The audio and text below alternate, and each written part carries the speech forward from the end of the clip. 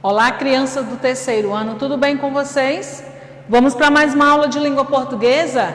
Vamos fazer a nossa correção de fichas, tá bom? Página 23 até a página 26. São duas fichas para a gente corrigir. Na aula passada nós falamos um pouquinho sobre o acento agudo e o acento circunflexo, né? O acento agudo, ele dá um som aberto, né? E o acento circunflexo dá um som mais fechado, ok? Nós temos aqui a palavra lâmpada, ela deve ser acentuada com o acento circunflexo, tá bom? A palavra mágico, com acento agudo. Árvore, né?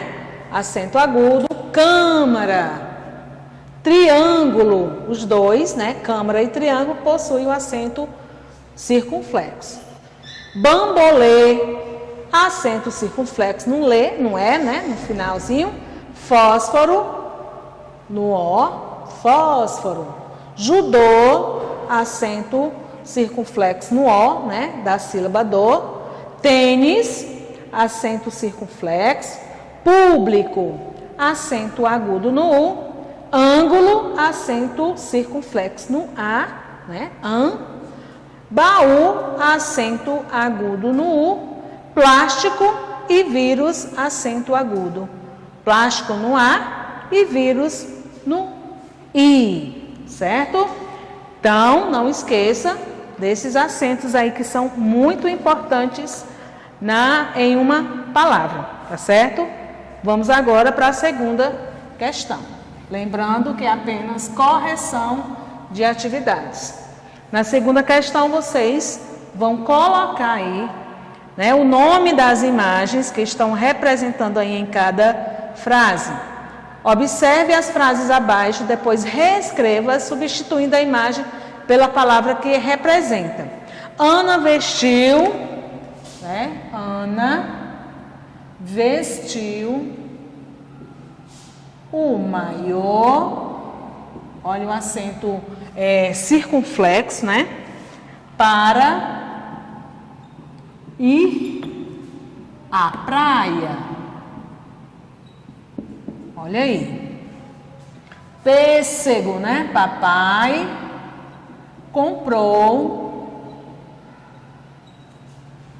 pêssego, o acento circunflexo no primeiro na feira. Nós temos agora a opção C. Mamãe trocou a lâmpada que estava queimada. Mamãe trocou a lâmpada, né? Substituindo o nome, né? A imagem pelo nome, né? Lâmpada que estava queimada. A outra opção, nós temos aí a imagem de um robô, tá bom? Então vamos completar aí essa frase com o nome da imagem. Bom, vamos lá? O robô é meu brinquedo favorito. Então, o robô é meu, olha o acento circunflexo aqui no O, né? É meu brinquedo, o é, né? Favorito. Comprei 3, vamos colocar o nome 3. Comprei 3, olha o acento circunflexo, não é, né? Ameixas, 2 para mim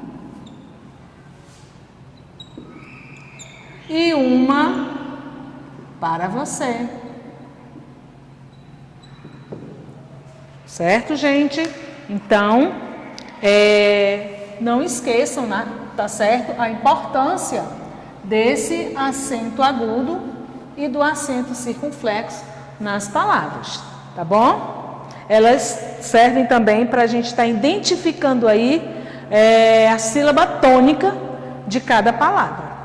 Vamos agora para a nossa correção da ficha, página 25. Bob e Felpudo se perderam. Você vai ajudá-los a voltar para casa. Para isso, acentue corretamente as palavras quando for necessário. Depois, faça um círculo ao redor das palavras com acento circunflexo e um retângulo ao redor das palavras com acento agudo.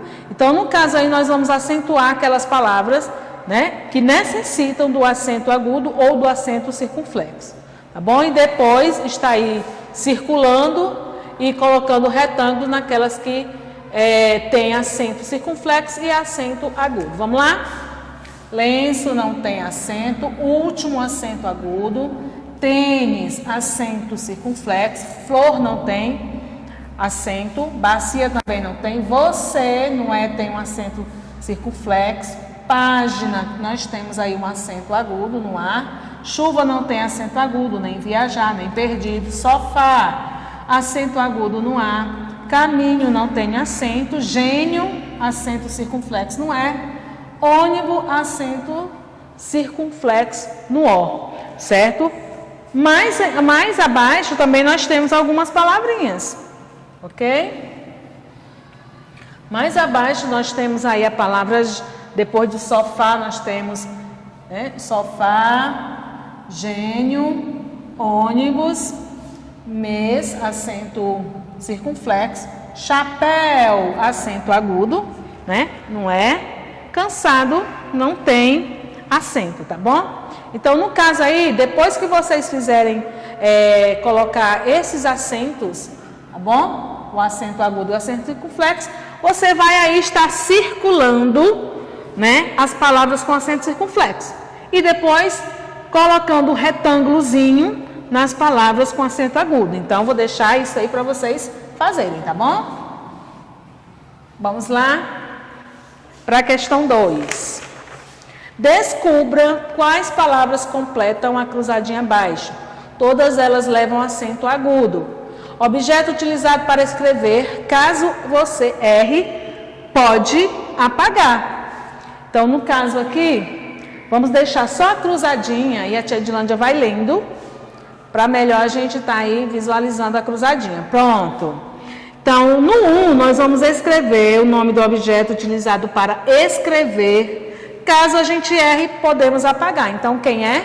É o lápis, né? Vamos escrever a palavra aqui, lápis. No 1. Todas elas têm acento, né? Então, vamos colocar um acento agudo no A. 2. Utilizada por costureira para fazer lindas roupas. Ah, já sabemos, é a máquina, né? Então, vamos colocar o nome aqui, máquina. Olha o acento agudo no primeiro A. Máquina. 3. Você costuma sentar nele para assistir à televisão. Ah, já sabemos, fica na sala. É o sofá. Então, o sofá vai lá para o 3, né? 3 é aqui, ó. Sofá. Vamos para o 4, nessa linhazinha aqui. 4. Objeto muito utilizado pelas pessoas nos bailes de carnaval. Ah, tem de todo tipo, né? São as máscaras. Então, vamos estar escrevendo o nome aqui, máscara. Vamos para a opção 5. Temos que cuidar dela para ter uma boa vida, ou uma vida boa. Sem ela, ficamos doentes. Então, é a nossa saúde, né? Acento agudo aí no U, saúde. Então, vamos para 6. Ingrediente tradicional no Brasil e é muito comum em sucos e refrigerantes. Olha, é o guaraná. Edilândia errou aqui, ó. Guaraná. 7, palavra que é sinônimo de escola. Colégio, né? Colégio. Ok, gente? Aí tá a nossa cruzadinha, tá bom? Espero que vocês tenham acertado. Vamos agora para o nosso novo capítulo. Nos capítulos passados, no capítulo passado, nós falamos muito sobre poema, né? Que poema é o conjunto de versos, não é assim? Então, poema é texto escrito em verso. Porém, o nosso novo capítulo agora fala de versos também, mas versos populares, que tem a ver com poema em cordel, tá bom? Observem essas crianças aqui, ó, nessa imagem, nós temos aqui várias crianças observando, né, esses livrinhos aqui, ó, bem coloridos, bem interessantes, com capas diferentes, tá certo? E aqui, possivelmente, é a professora deles, né? Então, em que ambiente eles estão? Será que eles estão na biblioteca? Será que eles estão aí em algum lugar, né, reservado principalmente para esse tipo aqui de trabalho, tá certo? Então, vamos verificar aí. Mas o nosso assunto é versos populares, tá bom? Nesse capítulo você vai conhecer um texto literário muito popular no Nordeste do Brasil, certo? Que é o cordel.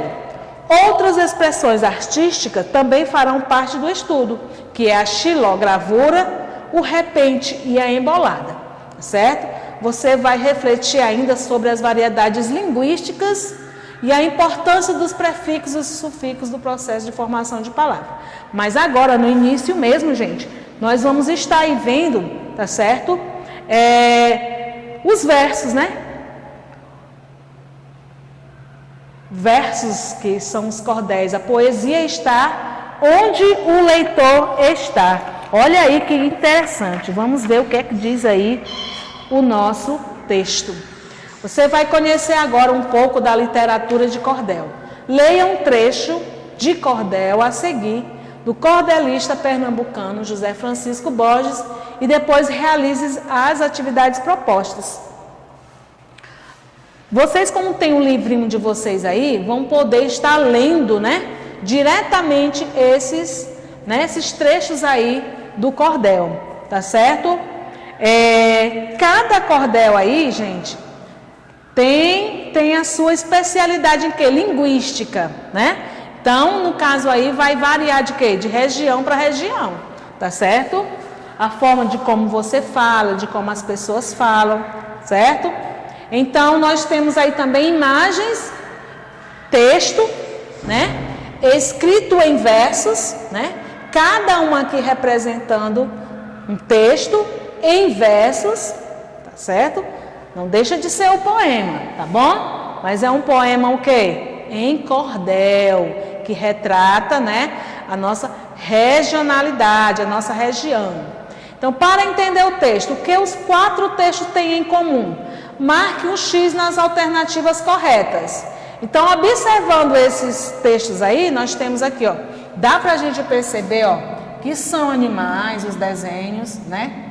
Refletido também a natureza, mas dá pra gente ver que só são animais. Você tá com o livro aí, dá pra você perceber melhor, tá certo? Porque a imagem daqui que vocês estão observando pode não, né, ser tão clara assim para vocês, mas vocês estão com o livro aí, dá pra perceber direitinho. E que o texto, né, escrito em cada um aqui, ele vem em quê? Em forma de versos, né? Linha abaixo de linha, ó, em versos. Ok? Então vamos tentar lá responder essas questões aqui. O que os 4 textos têm em comum? Marque um X nas alternativas corretas. Tem o mesmo número de versos? A tia Dilândia já contou lá, tem um número de versos, tá certo? Que é a quantidade de linhas em que cada texto tem, tá certo? Os personagens são animais? Sim. Tem o mesmo estilo de ilustração? Também, né? Retratando lá a natureza, né? Apresenta o ritmo e rima? Vocês vão perceber aí que sim, né? Quando vocês fizerem a leitura aí. Contam pequenas histórias? O que é que vocês acham aí? Contam pequenas histórias? Não, tá certo? Vamos lá para a questão 2. Na questão 2, cada um dos poemas trata da relação entre 2 animais. Que animais são esses? Quando a gente através da leitura, deu para perceber que os animais são a galinha e o gavião. Tem também o galo e o carneiro. Nós temos também peru e o gatinho. Nós temos também o sapo e as formigas. Sapo e formigas. Tá certo? Então, cada animal, né? Cada dupla de animais aí fazendo parte de um cordel, né? De um dos trechos aí desses cordéis. Terceira questão. Qual é o tipo de relação existente entre os animais do texto? Relacione adequadamente. Quem era amigo e quem não era amigo. Vamos ver aí. A galinha e o gavião, eles eram amigos? Não. Então, opção B. O galo e o carneiro eram amigos? Também não. Peru e o gatinho? Sim, são amigos. Então, opção A.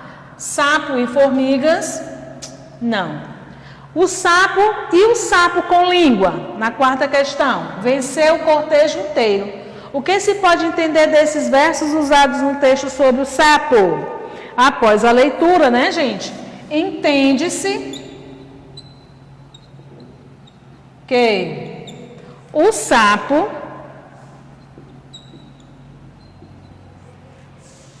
comeu as formigas.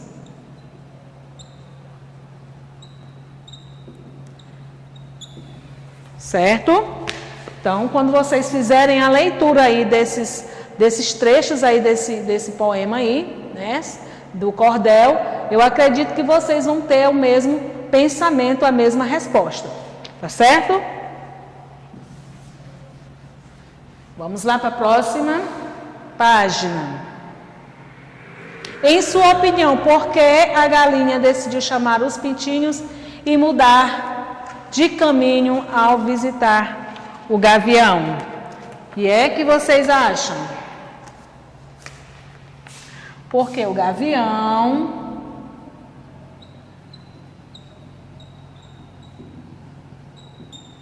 o pincel tá meio ruim, viu, gente?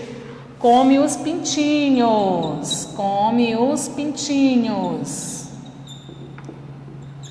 Mas vamos lá, né?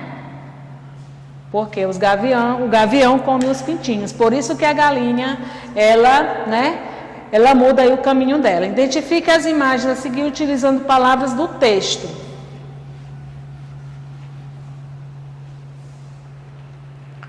Então, lá no texto, certo? Aqueles trechos do cordel, nós temos essa imagem aí, tá certo? Então, fala de quê? Isso aí está representando o quê? Um barreiro. Barreiro. O outro está representando o quê? Terreiro, né? Ó. Terreiro. Terreiro. Todas essas palavrinhas aí citadas aonde? No texto no qual vocês leram, né? Então aí nós temos aí um retrato, uma imagem de um festim. Festim. E abaixo nós temos uma imagem, né, representando o quê? O capim. Certo? Gente, os poemas de cordel contam histórias que tratam dos costumes locais. Olha aí. Os poemas de cordel contam histórias que tratam dos costumes locais.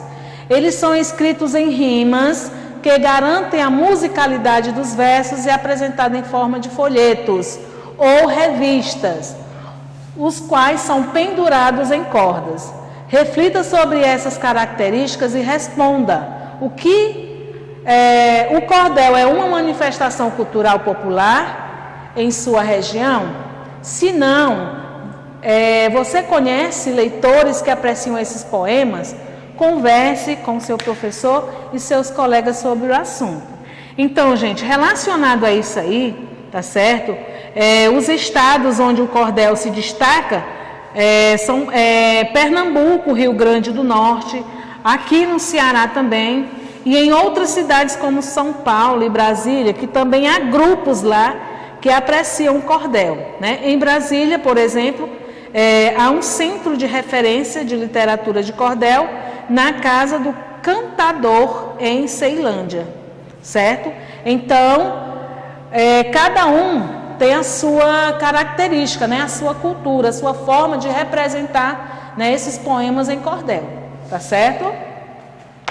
Então, vamos passar um pouquinho também, para a gente estar conhecendo aqui, ó, o poema de cordel, ou simplesmente cordel, é um texto escrito em versos com ritmo e rimas bem definidos.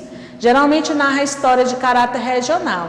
Esse poema rimado é originário da onde? De Portugal, né? E é apresentado através daqueles textos pendurados em cordas chamados de cordéis.